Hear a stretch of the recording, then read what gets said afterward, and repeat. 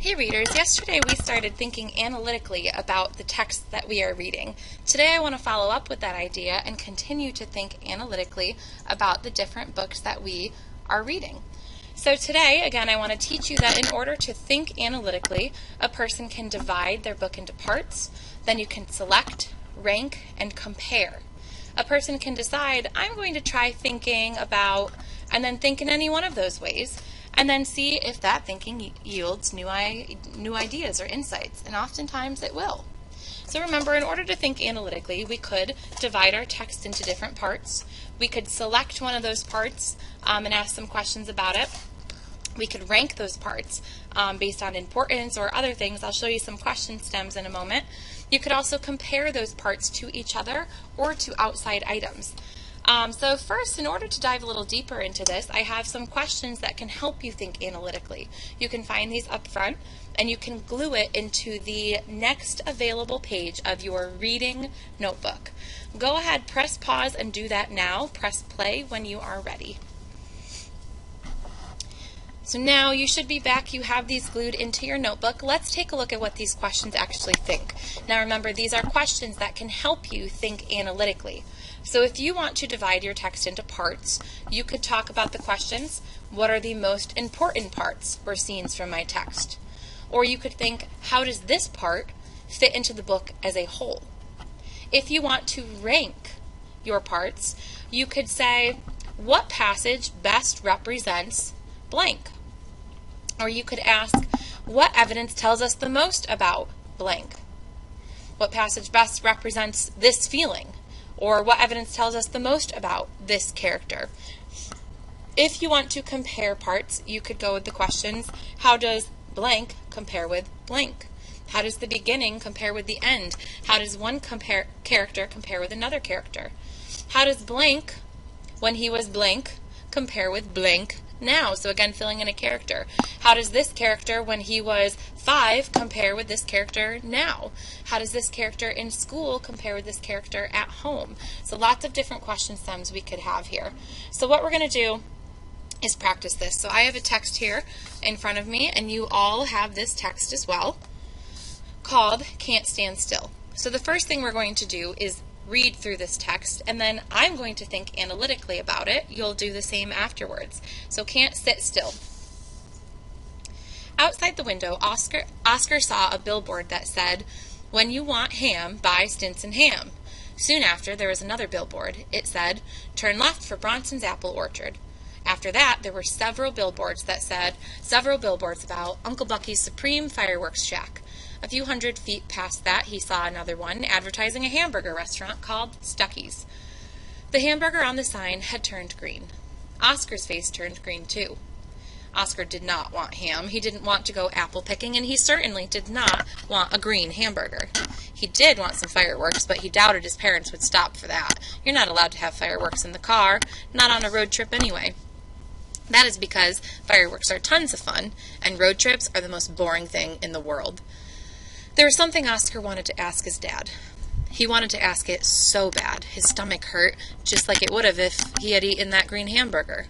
But he knew that no matter what, he couldn't say the words. Oscar did not want to be a brat, and his dad told him that this was a question that only brats asked. The question was, are we there yet? His sister Georgia had asked that a few hundred billboards earlier.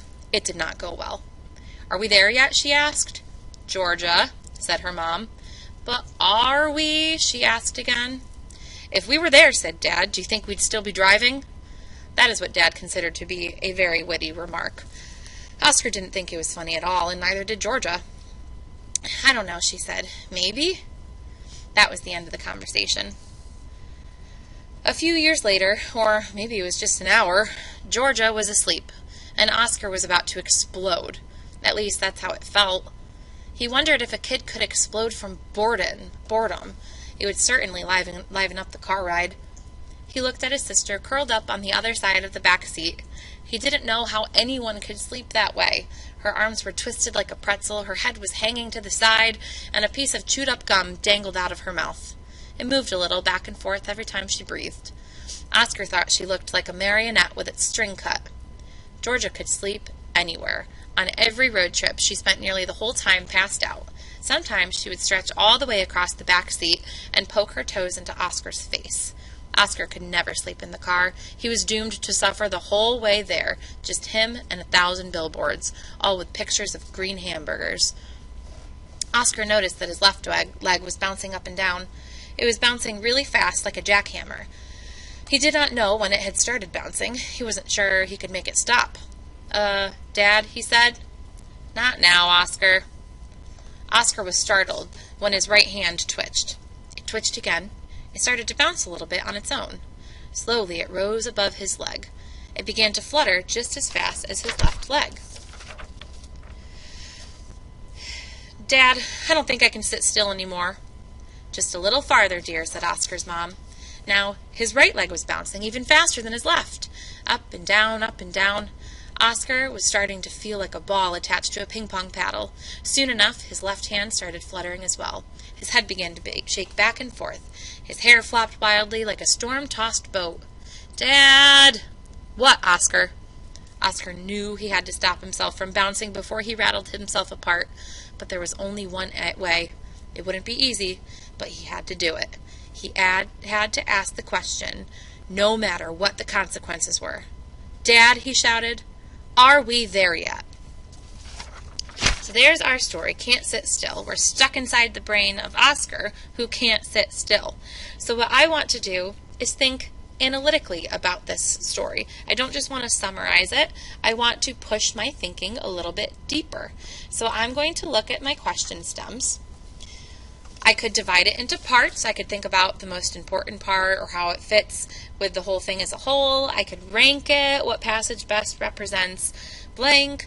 But I think I want to compare it because I have 2 kids in this car, a brother and a sister, Oscar and Georgia, and I want to compare the 2 of them together because it seems to me they are handling this car ride pretty differently.